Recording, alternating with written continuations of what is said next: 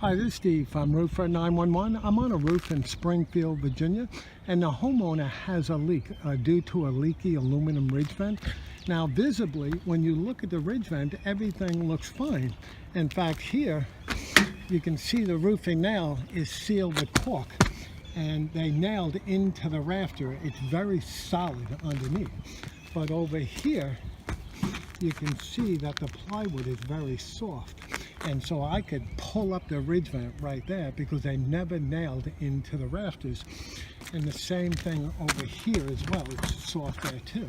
So what I really recommend is to remove this entire length of ridge vent, 30 feet on the upper roof and 20 feet on the lower roof. And then we have to replace the damaged plywood. And then we're gonna put new underlayment down, and then we'll put new shingles here. And then very important, we need to seal on both sides of the open breather with polyurethane. And the polyurethane is going to be like right here, underneath where the nails would go.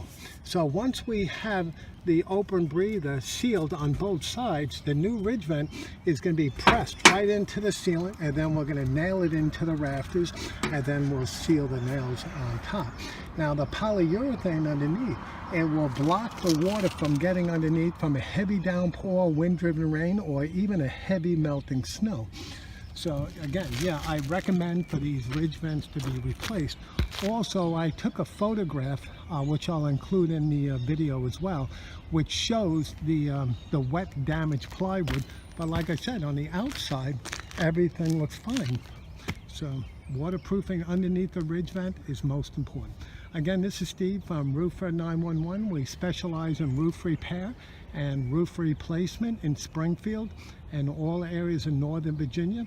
I can be reached at 703-475-2446, and our estimates are free.